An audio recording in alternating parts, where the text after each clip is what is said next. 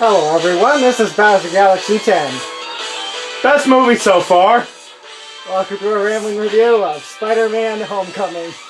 I know, what a shock, right? The Spider-Man fanatic thinks the first Spider-Man one's the best so far. What a shock, right? Yeah, but Wow, what a shock! I think that might surprise you a little more. I also think this is the best movie we've seen so far in the MCU. Which I think might be me changing my opinion. I can't remember for sure, but I think this might be changing my opinion and ranking this higher than I did before. Oh boy. Yeah, this movie is absolutely fantastic. I'm trying to think on what it beats in the actual Spider-Man ones, and I think it beats pretty much all of them. Yeah, the only one I'm sort of thinking on is Spider-Man Free. That's literally the only one. It's not even close for me. Oh, okay. I like Spider-Man 3 quite a bit. This league's higher than that. Yeah, I'm gonna say it's better. Like, Spider-Man 3 has a few problems. Mary Jane. Meanwhile, this one, I don't hate any character in this. Yeah. Holy crap. Oh my god. Yeah, I'd say for all the Spider-Man movies I've seen, I think I would rank this as my third favorite and pretty close. It was like pretty close number 3. Let me guess, the other sequels are 2 and 1? Far From Home is a little lower than this one. Oh, okay. It's No Way Home and Spider-Verse. Oh, okay. Well, that's cheating. That's not live action. I didn't say it was live action. Well, that's what I was talking about. I just said it was a Spider-Man movie. Yeah, but I'm going off, like, actual live action. Okay, fine. That's number 2. Okay.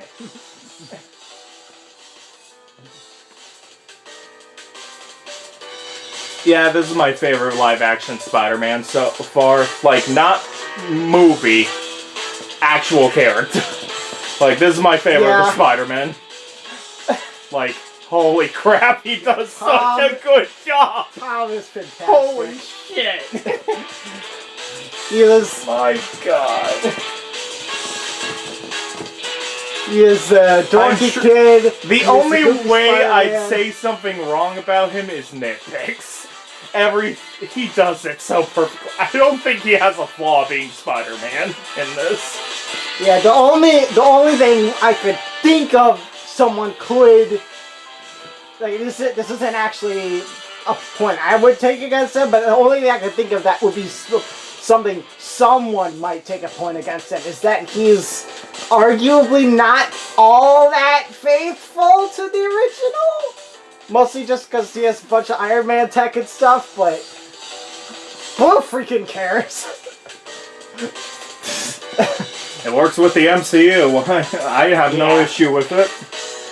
If it was its own movie, then it'd be a problem. Since it's part of the MCU, it's fine. Yeah. Like, I'd have more issues if it was the first of a Spider-Man one and we didn't have the other movies connected to it. Then it'd be very weird for him to just randomly have a bunch of Avengers and Iron Man in there. Yeah. But because it's part of the MCU, it works. Yeah. So one of the things that has always been, from the start, has always been one of my favorite things about this movie is the fact that they basically were like, they were literally like, this movie was basically, let's take all the expectations you have about the first Spider-Man movie and we're doing a new reboot of Spider-Man. What are your expectations for that? We're gonna flip all of those on their head. They just completely subvert your expectations at every turn. It's amazing. Where it's like they don't need to tell you the origin story. You know it. Like one of my favorite small details is when they're like is when they're like, they literally show Betty Brant, who is one of the characters she's one of Spider-Man's girlfriends in the comics. So you're like, oh, is she gonna date Betty Brant in this movie? And then she's like, I'm sorry, I already have a boyfriend. And you think it's going to like transition to, oh yeah, Spider-Man's her boyfriend. What? I didn't even notice that at all. I mean, I think that a lot. What? she I didn't recognize any of those lines. I was like, what? Well, I mean, it just says. I mean, all it is, it says Betty Brant she's one of the student news people. Okay. And it just says Betty Brant, and if you know Spider-Man, you know that's one of the girls that Spider-Man dates in the comics. And you're like, wait, is he gonna date her? And then she just like mentions, oh yeah, sorry other guy, I already have a boyfriend for Homecoming. Okay. And so like, at least for me, when I was first watching the movie, I was like, oh, so is she dating Spider-Man? And then, nope. No. I thought that was clever. Anyway. He's not even a secondary character in this movie. She's like the bottom dump. Like, what are you talking? Who are you talking about? What? That's part of my point. Okay. They're like, hey, here's Betty Brant. She's definitely gonna be important, right? Okay. Just kidding. Nope. She's not important at all. We have a completely new character for Spider-Man to be his girlfriend in this movie. Okay.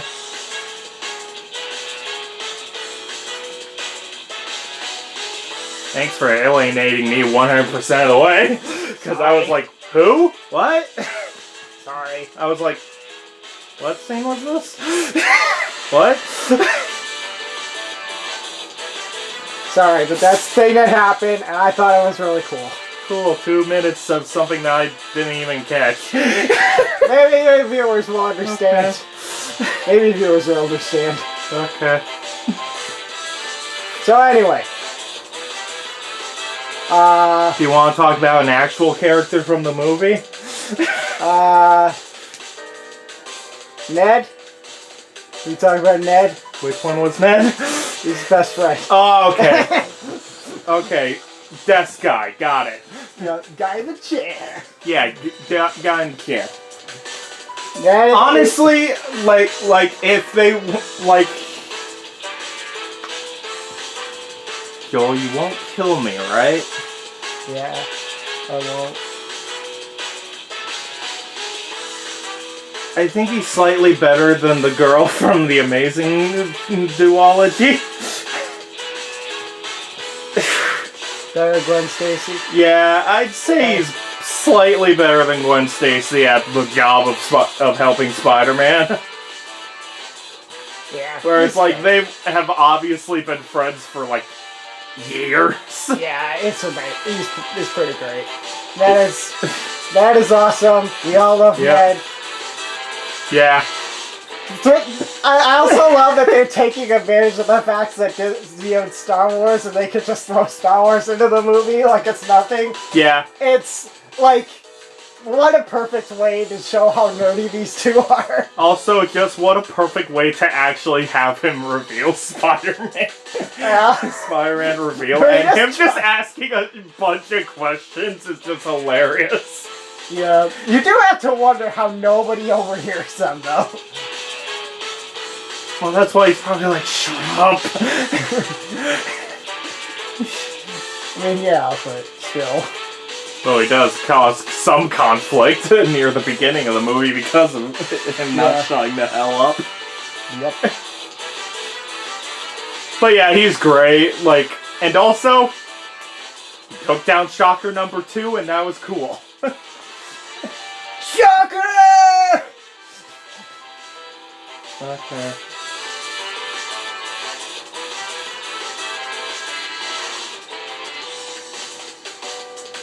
So, Yeah, I was 100% accurate in my original assessment of Iron Man. He is better when he's not the main character. Yeah. He's great in Like, this movie. as the mentor character, he works. Yeah, I love how he's like, he's like half being a legit mentor and half accidentally being a good mentor. Yeah. I mean, let's be honest, he would not be a good mentor at all, but it's like, he has his moments. Yeah. Like, I do think the line he says where if you need the suit, you shouldn't have it. Yeah. That's such a... Yeah. That line has become iconic, and for good reason. Yep. It's... Oh, man. It's honestly a better one than the usual Uncle Ben line. Yeah, well... I'd say it's better because it's like, yeah, obviously. But for Peter's situation, it works so much better. Yeah, it works really well. good for this movie when Peter's still, like, in training Spider-Man. Yeah.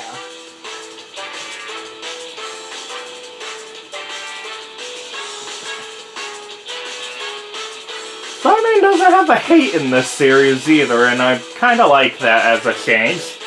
Yeah. There's not like a bunch of people being like, "You suck!" So I guess I guess the reason is that Avengers is literally right down the road where it's like, "Oh, I'm the one that sucks?" Down the road? You know, it's kind of hard to nag on Spider-Man for breaking a window when Avengers breaks half a city block. Breaks city blocks. Yeah. And Captain America's a war criminal or something. Yeah. First, okay, before we go to any other characters, Captain America training videos need to be in every movie now. That just needs to be in every civilian movie now. So, you've got the tension. How many more of these do we have?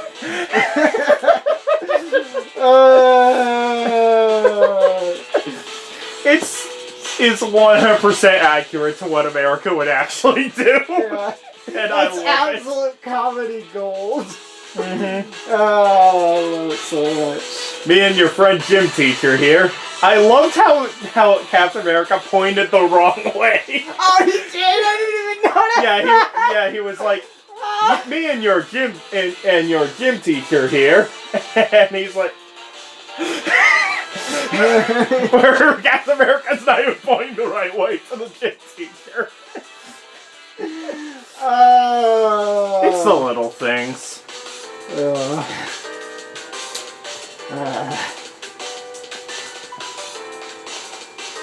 What was the girlfriend's first name? Liz. Okay, Liz is actually pretty good. Yeah, I like Liz. Not a great female lead, but it's like, she wasn't meant to be. Yeah. Like, she was... It really is just Peter and Ned as our major protagonist leads. Yeah. Honestly, Liz was kind of Meh, device. kind of there, yeah. Plot device character, which is fine. But... Yep. Eh. Yeah. It's alright. Yeah. She's alright. She uses her purpose of trophy character. You gotta make it sound awkward. Okay. Well, that's pretty much what she is. Yeah. It's like, do good and then you get girl. No, you don't. Because that's how Spider-Man works. Yep. Has to choose between Spider-Man and Peter. Yep. And because he's a good boy, he chooses Spider-Man. Yep.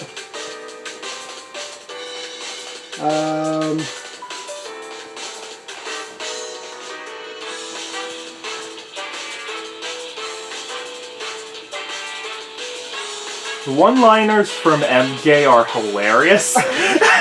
Okay. You can go ahead and go for it. So, first time watching this movie, I went through the entire movie just being absolutely in love with MJ. I'm like, she is my favorite character.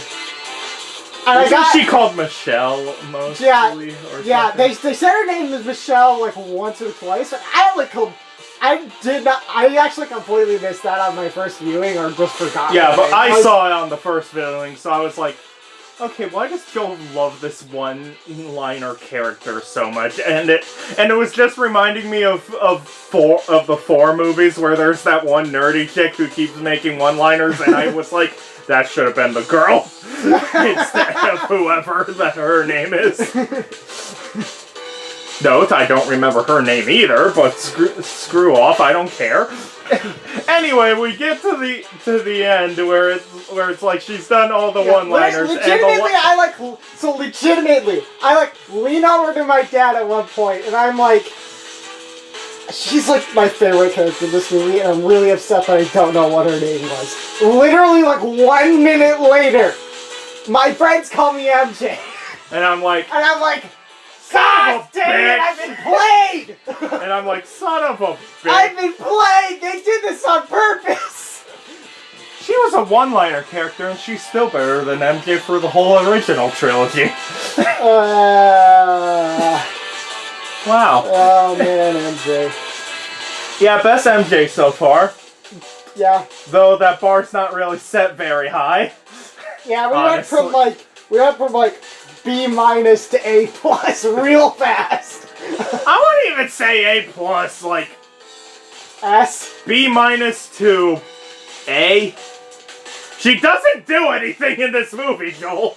She's a one-liner character. I can't put her any higher than middle A for being funny every line. Yeah, that's fair. She literally doesn't do anything. That's fair.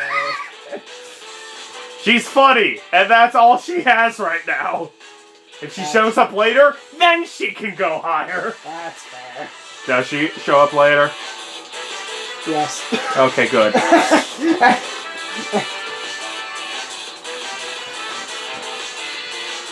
So, the Shockers?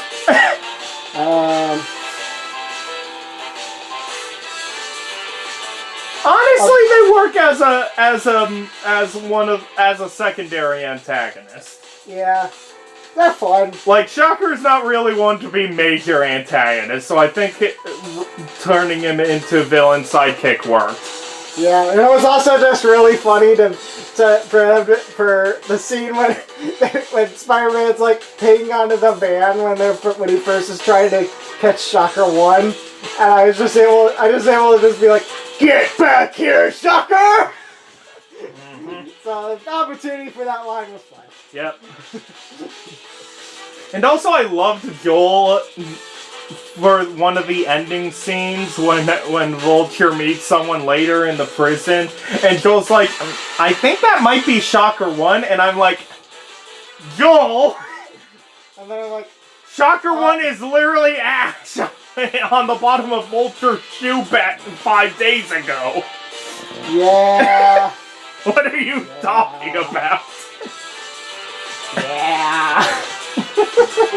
Sometimes my memory's not the best. Also, can I just say how weird it must have been for people in DC to be like, why was Spider-Man all the way down here suddenly? You don't ask questions.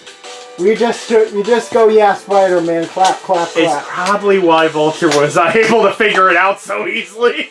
Yeah. Being like, you know what? Why the fuck would he be all the way down there for 1 day? You know what? Makes sense. Karen? Karen's delightful. She's only on screen for like 10 minutes and we love her. Would you like me to activate instant kill? No! So, Tony,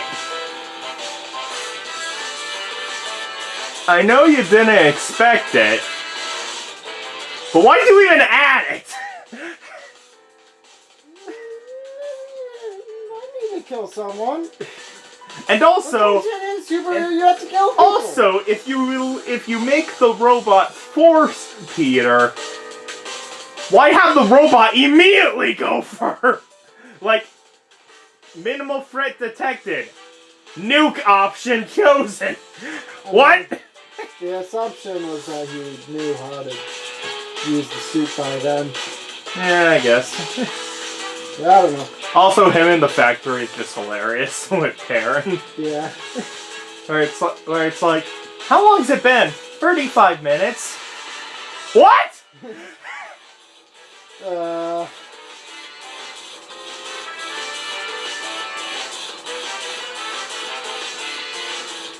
And also, you would have thought Tony would realize that Peter has a that Peter is not doing what he's supposed to do when he's just in one room in DC for like however long. I mean, Ned probably took the tracker with him when they Did he? It never mentions that. It just shows him putting out the lamp and then leaving. And I'm like, probably is assumed. So, otherwise, I would not be surprised if Ned would leave it just sitting there. And Tony's just being like, "Hey Pete, you alive?" I do have one question. How did Tony know he was on the... Horn? Oh yeah, he called the FBI then. So he already... And also giant horn of the boat. Yeah, but like he would be like, but like how would he know that it's that specific? Well, the answer is he called the FBI there.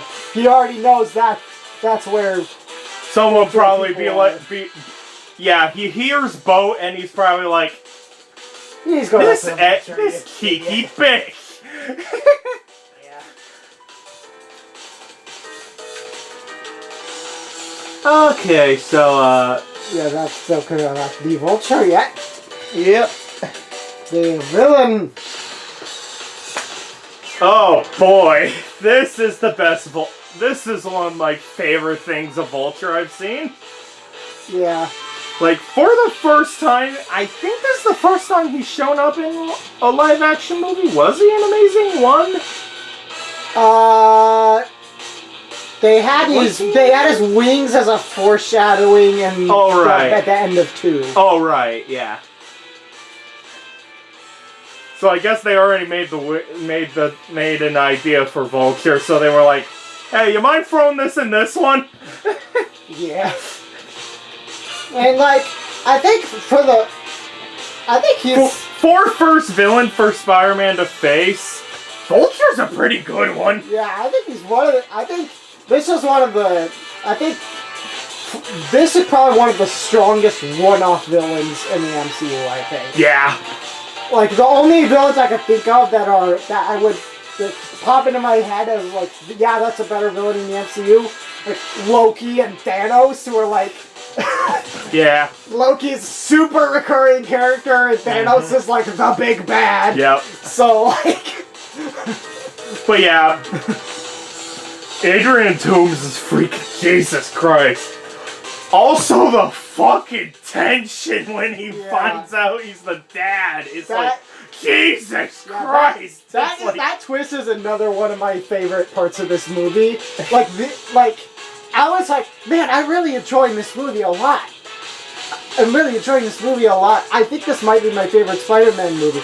And then the twist happened, and I was like, yeah, no, there is no question whatsoever. This is my favorite Spider-Man by far.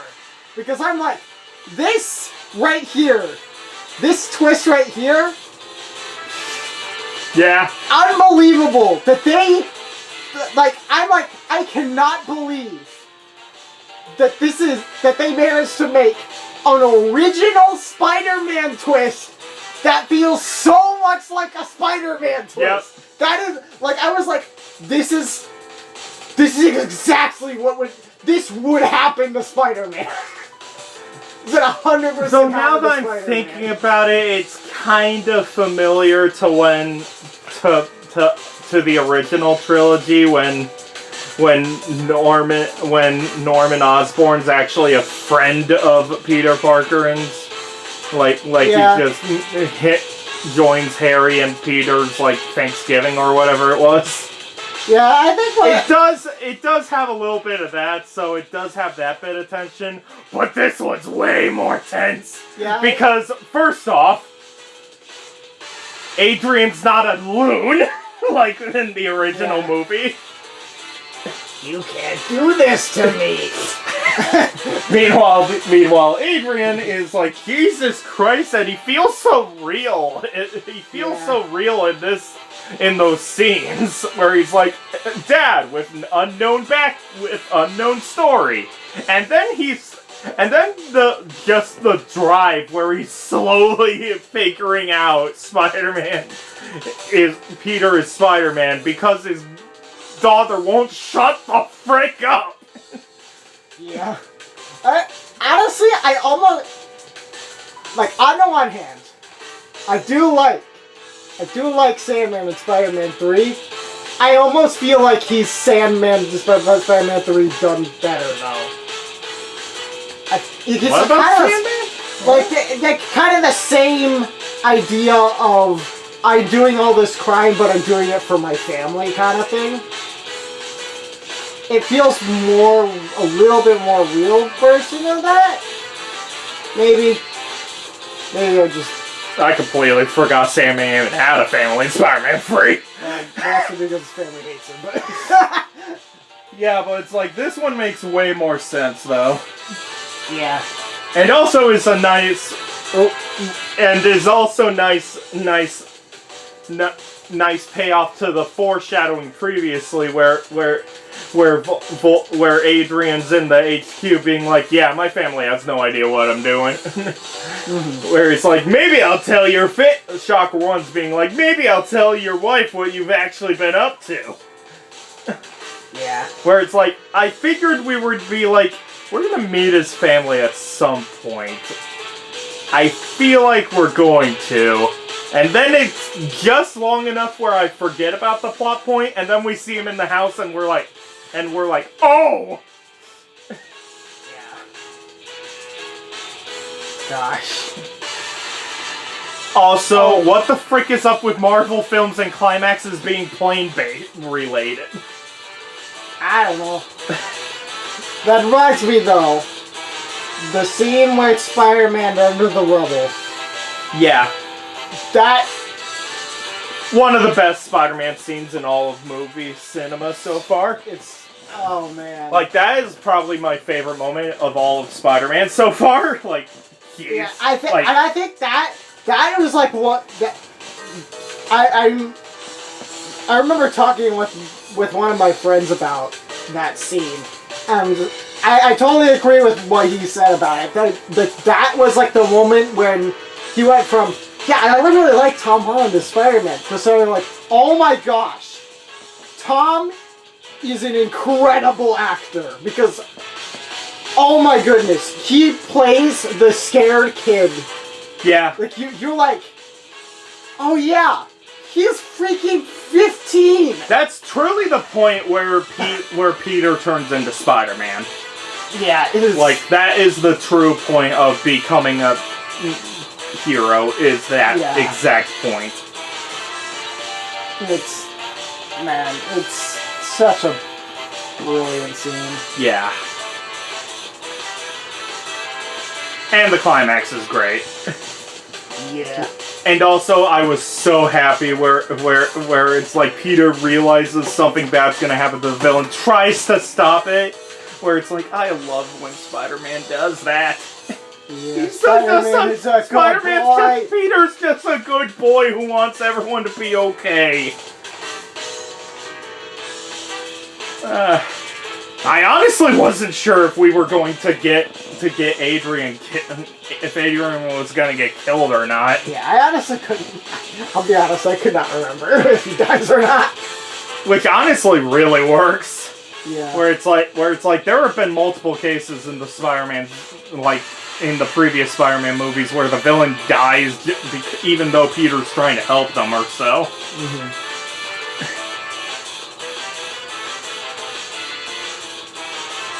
But yeah, this was great. Like, Adrian was amazing. And also, I really liked the ending where he's like, I could tell you who Spider-Man is, but no. Screw off. He saved my life. Where it's like, I do really like when a villain is like, they did me a favor, fine. Yeah.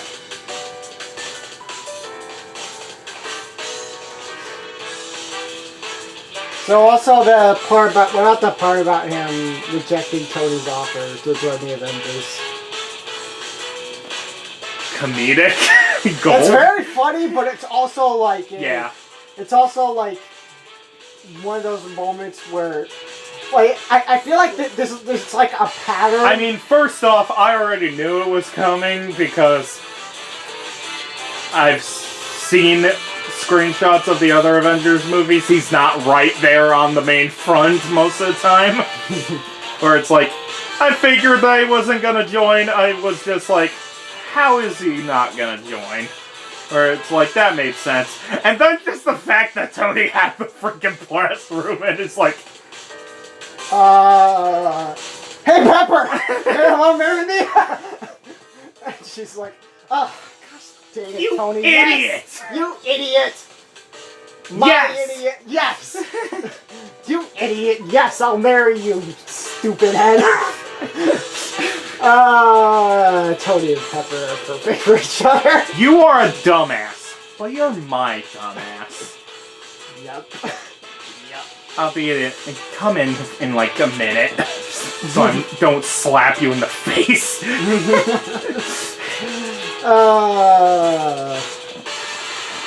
But yeah, it's totally in character for Peter to just want to be the person on the sidewalk. As he said, friendly neighborhood Spider-Man, not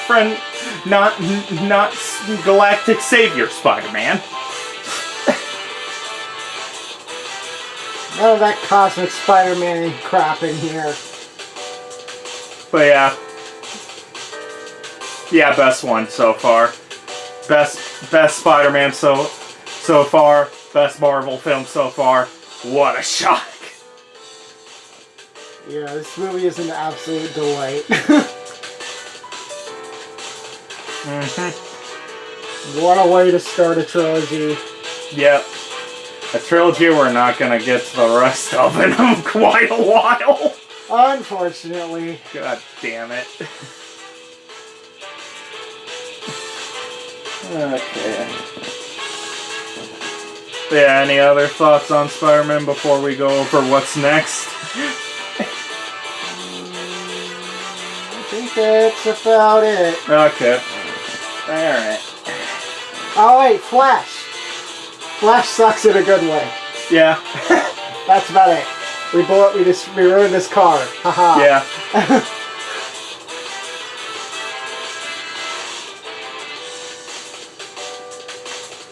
So Thor Ragnarok is next in the MCU order.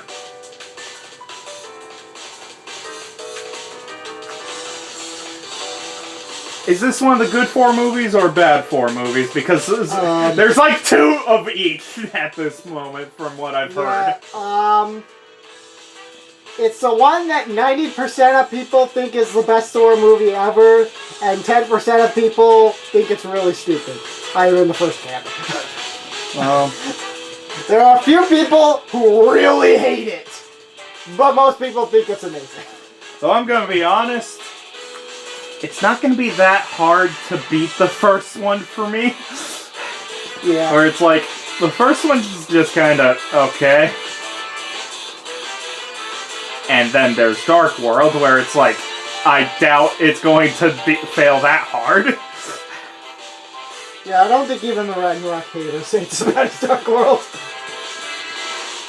Love and Thunder ones, though.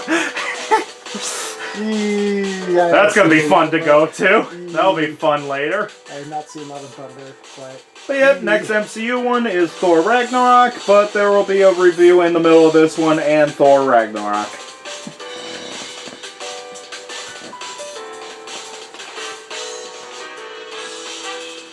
Also, the backstory of this picture is hilarious. where considering this scene never shows up in the movie, it's Tom Holland sleeping on set.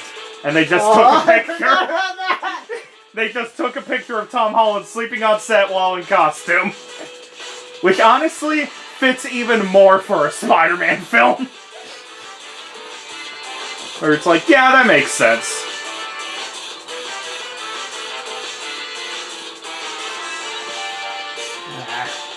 It also makes sense of where there's freaking headphones there. Mm-hmm. It's just noise canceling, so we can sleep.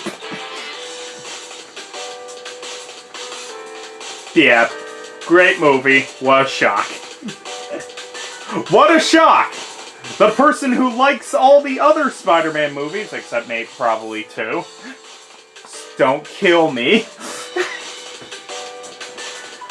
Liked this one. What a shock! The person who already had the Spider-Man movies as his favorite superhero films likes the Spider-Man movie in the MCU. Yay, Spider-Man. Yay, Spider-Man. Spider-Man is great. We love Spider-Man. Go end the review.